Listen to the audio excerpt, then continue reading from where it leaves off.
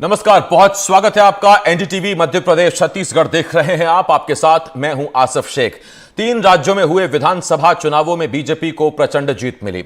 MP और छत्तीसगढ़ में तो सीएम के नाम का ऐलान भी कर दिया गया।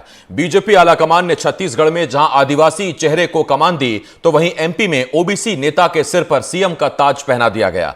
यानी जिसकी जितनी हिस्सेदारी उसको उतनी जिम्मेदारी। इसे मोदी का मास्टर स्ट्रोक कहा जाएगा। लेकिन सवाल यह है कि इस फैसले का क्या असर आने वाले आम चुनावों पर पड़ेगा। मेरे 2 सहयोगी भी मेरे साथ इस डिबेट में जुड़ेंगे। हम उनसे बात करेंगे, उनसे जानने की कोशिश करेंगे कि आने वाले 2024 में क्या इसका असर पड़ेगा। लेकिन आइए आपको आज की तस्वीरें दिखाते हैं। आज की तस्वीरें भोपाल की तस्वीरें, जहां डॉक्टर मोहन यादव को मध्य प्रदेश का मुख्यमंत्री चुन लिया गया। आज विधायक दल की बैठक हुई शाम को करीब 4 बजे के आसपास, और विधायक दल की बैठक के बाद डॉक्टर मोहन यादव, जो उज्जैन दक्षिण सीट से बीजेपी के विधायक हैं, चेतन यादव को उन्होंने हराया था। करीब 12,500-13 हजार वोटों की वो जीत थी, और लगातार तीसरी बार के बीजेपी विधायक डॉक्टर मोहन यादव को आज सीएम बना दिया गया। उनके नाम का ऐलान कर दिया गया। इसके बाद मोहन यादव राजभवन पहुंचे, सरकार बनाने का दावा पेश किया, और शिवराज सिंह चौहान ने अपना इस्तीफा सौंप दिया मुख्यमंत्री पद से। तो शिवराज सिंह चौहान 2005 में मुख्यमंत्री बने थे। 3 में सबसे पहले उमा भारती 1 साल का कार्यकाल रहा, उसके बाद 4 में बाबूलाल गौर 1 साल का कार्यकाल उनका भी रहा, और फिर मुख्यमंत्री शिवराज सिंह चौहान बने, और तब से लगातार 2018 तक वो सीएम रहे। और 18 में भले ही कांग्रेस सरकार बनी, लेकिन 20 में एक बार फिर सरकार बीजेपी की बनी, मुख्यमंत्री शिवराज सिंह चौहान बने, और उसके बाद अब प्रचंड बहुमत के साथ डॉक्टर मोहन यादव अब मध्य प्रदेश के नए मुख्यमंत्री, और शिवराज सिंह चौहान, कमलनाथ, और उसके बाद अब मोहन यादव। और करीब 51-52 साल बाद उज्जैन से मध्य प्रदेश को मुख्यमंत्री मिला। इससे पहले 1972 के आसपास पीसी सेठी, जो कांग्रेस के थे, वो उज्जैन उत्तर से चुनाव लड़कर आते थे, और उनको मुख्यमंत्री बनाया था कांग्रेस ने। और 51 साल बाद अब जाकर उज्जैन को मुख्यमंत्री मिला है। मालवा निमाड़ से आते हैं डॉक्टर मोहन यादव। कुल 66 सीटें हैं वहां पर मालवा निमाड़ में, और ओबीसी समाज से आते हैं। ओबीसी वो समाज जिसकी 52 से 54% आबादी है। तो अब आपको जरा तस्वीर दिखाते हैं कल की, जब विष्णुदेव साय मुख्यमंत्री चुने गए थे। विधायक दल की बैठक कल हुई थी, और कल विष्णुदेव साय के नाम का ऐलान हुआ। और ये तस्वीरें देखिए आप, ओम माथुर, विष्णुदेव साय, पीछे आपको तमाम बड़े नेता बीजेपी के नजर आ रहे हैं। जुल्फिकार अली रायपुर से इस वक्त मेरे सहयोगी इस बड़ी खबर पर हमारे साथ जुड़ गए हैं। मोदी मास्टर स्ट्रोक 24 में क्या करेगा, क्या कमाल करेगा, इस पर हम जिक्र कर रहे हैं। जुल्फिकार, सबसे पहला सवाल, कल जश्न दिवाली आपके यहां थी, आज वो भोपाल में थी। विष्णुदेव साय कल आपके यहां मुख्यमंत्री चुने गए भोपाल में, आज वो ताज डॉक्टर मोहन यादव के सिर सजा। मोदी का मास्टर स्ट्रोक, हम इस पर आज चर्चा कर रहे हैं। जुल्फिकार, मेरा पहला सवाल यह है कि आदिवासी आबादी बहुत है छत्तीसगढ़ में, सरगुजा, बस्तर पूरा, उसमें आदिवासी चेहरे को सीएम बनाना, और मध्य प्रदेश में जहां ओबीसी वोट 52 से 54% है, वहां से ओबीसी समाज से मुख्यमंत्री देना, यानी सीधी बात है कि कांग्रेस चाहे जातिगत जनगणना, जातिगत फैक्टर की बात करती रहे, लेकिन जातिगत आधार पर चित कर दिया इस रणनीति से बीजेपी ने।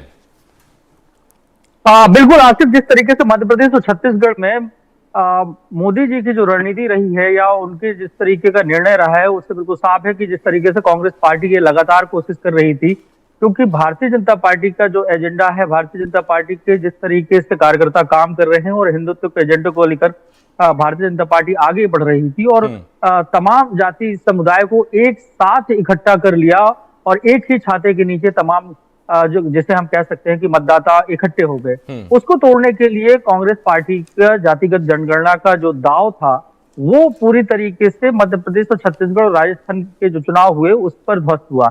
जब ध्वस्त हो गया तो उस पर अब मोदी और शाह की जो टीम ने जो निर्णय लिया है, वो पूरी तरीके से जातिगत निर्णय लिया है कि अब 2024 के चुनाव आए तो ये संदेश साफ दे दिया जाए कि कांग्रेस पार्टी जिस तरीके के वादे कर रही है, और जिस तरीके के जातिगत जनगणना की बात कर रही है, और जो भारतीय जनता पार्टी के आरोप है कि कांग्रेस जातियों में बांटने की कोशिश कर रही है, और वहीं अब यहाँ पर एक मास्टर स्ट्रोक इस तरीके से खेला है भारतीय जनता पार्टी ने कि जैसे छत्तीसगढ़ के परिप्रेक्ष्य में बात कर रहे हैं आसिफ, तो छत्तीसगढ़ में 32% आबादी आदिवासियों की है। 29 सीट रिजर्व आती हैं, 29 सीटें रिजर्व हैं, जिनमें से अधिकांश सीटें भारतीय जनता पार्टी ने छत्तीसगढ़ में जीती हैं।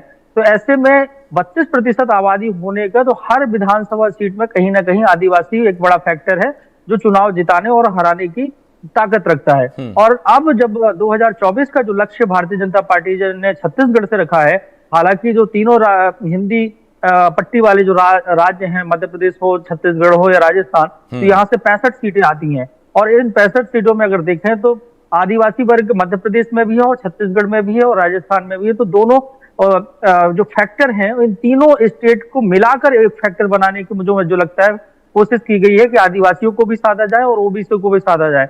अगर आदिवासी और ओबीसी फिक्स हो जाता है भारतीय जनता पार्टी की तरफ, तो भारतीय जनता पार्टी को इन दोनों या ये कहे कि तीनों राज्यों में पूरी सीटें जीतने में कोई दिक्कत नहीं होगी। छत्तीसगढ़ की 11 में 11 सीटें जीतने का लक्ष्य रखा गया है और मध्य प्रदेश की 29 सीटें। तो अगर पिछले 2019 में जब लोकसभा चुनाव की अगर बात कर लें आसिफ, तो मोदी साय का जादू उस समय पे भी चला और अभी मोदी साय के जिस तरीके से करिश्मा है और मोदी गारंटी को लेकर इन तीनों राज्यों में भारतीय जनता पार्टी की सरकार बन रही है और 2 राज्यों में तो मुख्यमंत्री भी तय हो गए हैं। राजस्थान को अगर छोड़ दिया जाए तो 65 सीटें कुल आती हैं और जिसमें से भारतीय जनता पार्टी की छत्तीसगढ़ में सबसे ज्यादा सीटें छत्तीसगढ़ से जीती थी। मतलब माफ करिएगा, कांग्रेस ने सबसे ज्यादा सीटें छत्तीसगढ़ में ही जीती थी, जिसे हम कह सकते हैं 2 सीटें जीती थी।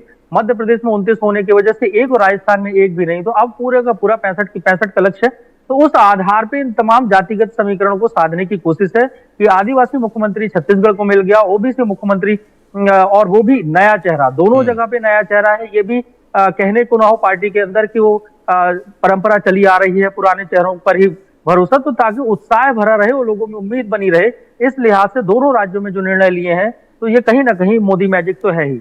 जी जुल्फिकार, एक सवाल है मेरा। देखिए, आदिवासी आबादी अच्छी खासी है, 1/3 आदिवासी छत्तीसगढ़ की, करीब करीब आदिवासियों की तो विष्णुदेव साय सीएम। ओबीसी भी छत्तीसगढ़ में बहुतायत हैं और एक जातिगत जनगणना का फैक्टर है ही।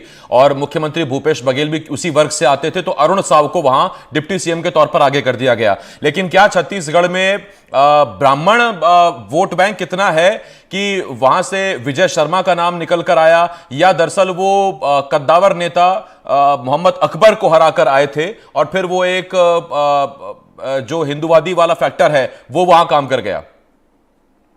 आसिफ, विजय शर्मा को मुख्यमंत्री बनाने की जो बात निकल कर आई और उनको मुख्यमंत्री छत्तीसगढ़ में बनाया जा रहा है, हालांकि अभी तक ऑफिशियली घोषणा, क्योंकि कैबिनेट में कौन कौन होगा इसकी घोषणा नहीं की जाती, लेकिन जिस तरीके से बात निकल कर आई तो उसमें अरुण साह उप मुख्यमंत्री हैं और विजय शर्मा है। विजय शर्मा को इसलिए क्योंकि भारतीय जनता पार्टी हर एक जो फैसला लेती है वो उसके कुछ ना कुछ दूरगामी परिणाम जरूर होते हैं। अब विजय शर्मा जो भारतीय जनता पार्टी के छत्तीसगढ़ के युवा नेता भाजयुमो के प्रदेश अध्यक्ष रह चुके हैं, मुखर हैं और हिंदूवादी छवि लगातार उनकी बनती जा रही है और मोहम्मद अकबर को हरा कर आए हैं।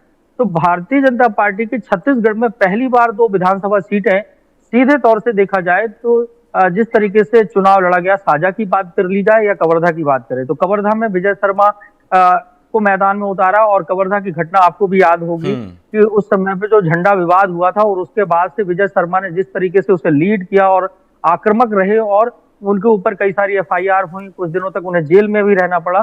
तो उन्होंने जिस तरीके से उनकी ग्रूमिंग हुई और भारतीय जनता पार्टी ने उन्होंने प्रोजेक्ट किया और उस सीट पर हेमंत बिस्व शर्मा, योगी आदित्यनाथ का दौरा हुआ और उन्होंने जिस तरीके से ध्रुवीकरण की बात कही और कोशिश करी, तो उसका असर ये रहा कि विजय शर्मा जो है कवर्धा सीट से एक बड़े मार्जिन से जीते। बड़े मार्जिन ऐसा कि मोहम्मद अकबर जब पिछला चुनाव 2018 में जीते थे, 60,000 के करीब उनकी लीड, सबसे ज्यादा अंतर से जीतने वाले वही थे।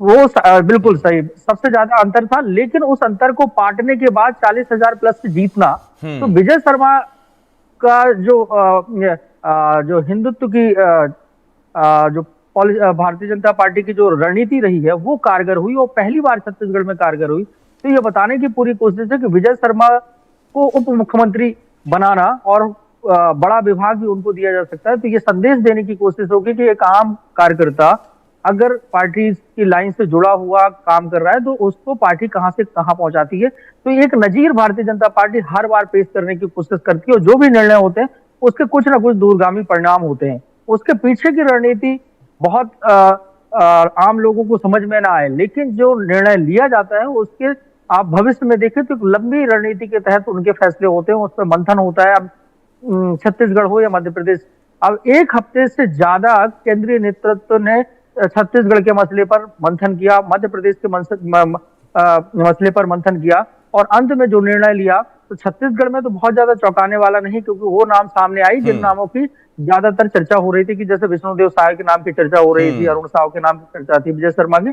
लेकिन अभी आप दिन भर से देख रहे हैं कि मध्य प्रदेश में जो नाम सामने आया, और जहां तक मैं समझ पा रहा हूँ वो बड़े चौंकाने वाले नाम है, उनकी कहीं शायद चर्चा ही नहीं थी और किसी ने सोचा भी नहीं होगा कि मुख्यमंत्री मध्य प्रदेश के ओबीसी मतलब एक ओबीसी को रिप्लेस करते दूसरे ऐसे ओबीसी को लाया जाएगा जिसकी कहीं पे कोई चर्चा नहीं थी। जी आसिफ।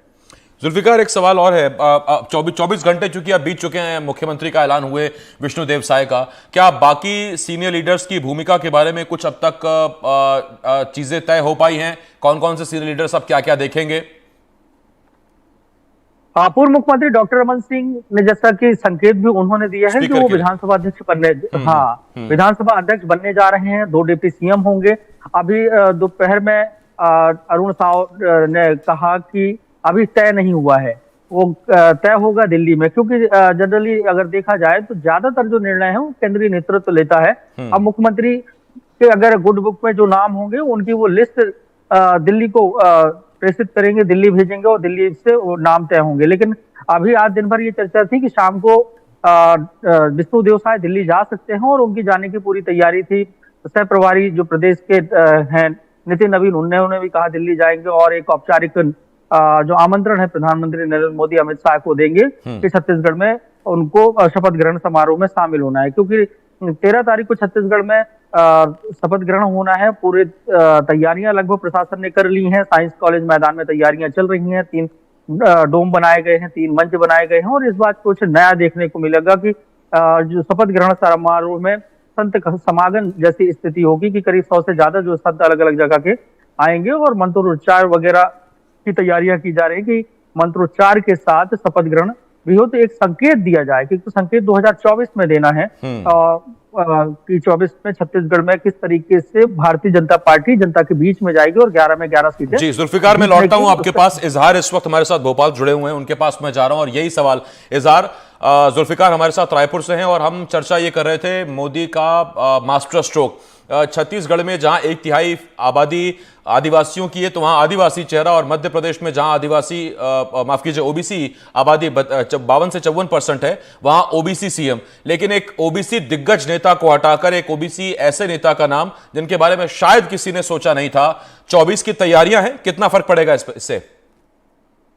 बिल्कुल, देखिए भारतीय जनता की पार्टी की बात करें तो ये कैडर बेस्ड पार्टी है। यहाँ पर संगठन ही सब कुछ होता है और इस बात को हमने अभी आज देखा कि किस तरह से एक ऐसे व्यक्ति को जिनका कोई नाम नहीं ले रहा था, जिनकी किसी ने प्रोफाइल नहीं बनाई थी, जिनके बारे में किसी ने सोचा नहीं था कि ये मध्य प्रदेश के अगले मुख्यमंत्री होंगे, उनको मुख्यमंत्री बना दिया।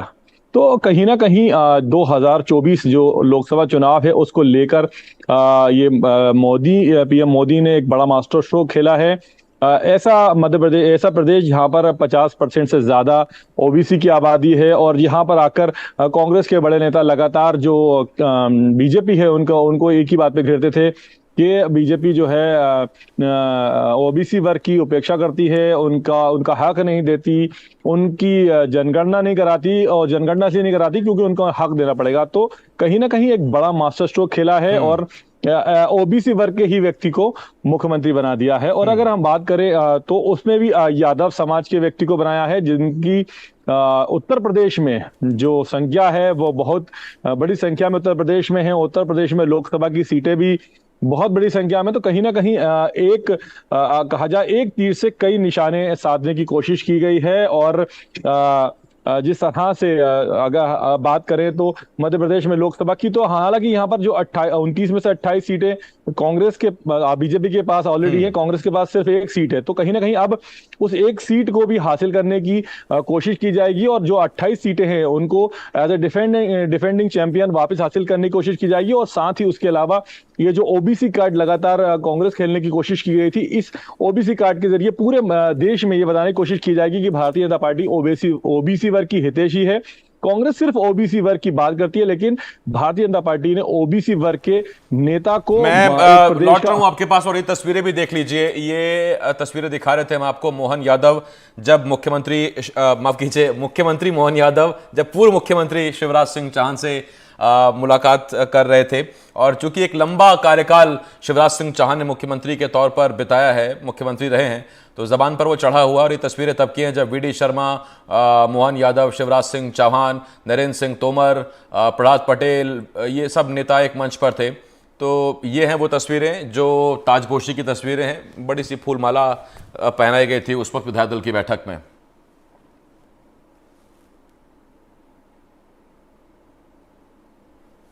और हम बात कर रहे हैं मोदी के मास्टर शो की। छत्तीसगढ़ में विष्णुदेव साय की ताजपोशी, तो मध्य प्रदेश में डॉक्टर मोहन यादव के सिर पर ताज रख दिया गया मुख्यमंत्री का।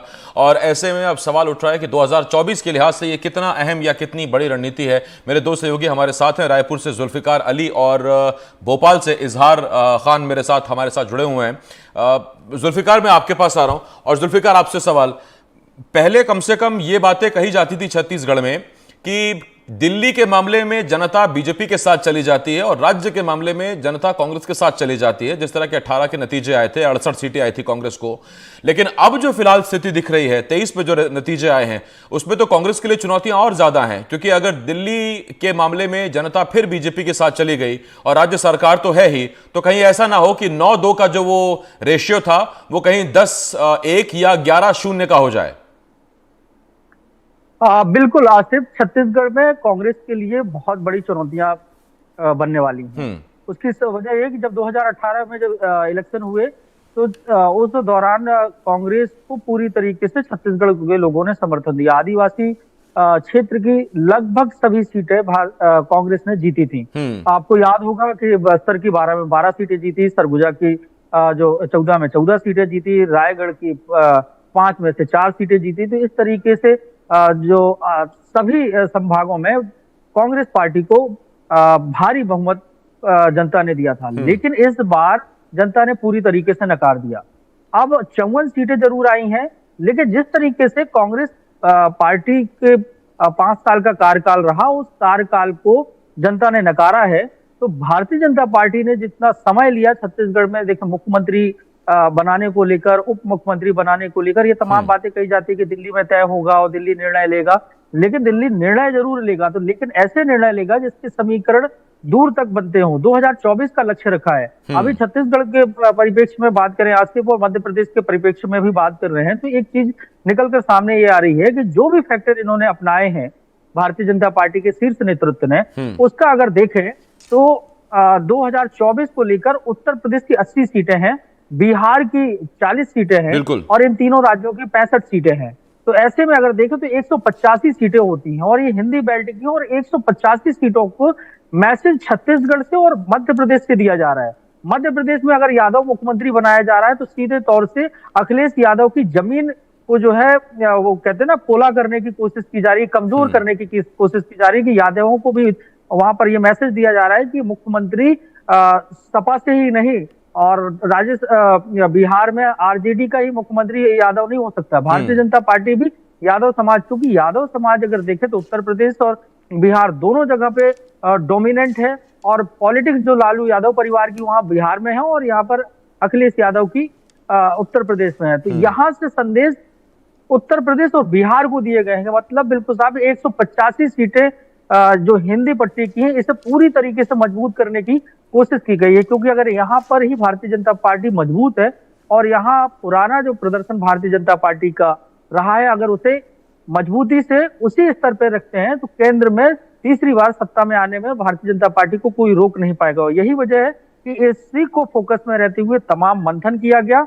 हफ्ते भर का समय लिया गया छत्तीसगढ़ के आदिवासी मुख्यमंत्री घोषित करने में। ओबीसी को संदेश दिया गया, और ओबीसी में ऐसा संदेश दिया गया जिसका सीधा प्रभाव उत्तर प्रदेश और बिहार से है। जैसे छत्तीसगढ़ में कांग्रेस पार्टी ने कुर्मी ओबीसी मुख्यमंत्री बनाया था, और ये चर्चा हो रही थी कि अरुण साव को बनाया जाएगा, लेकिन अरुण साव को नहीं बनाया गया। क्यों?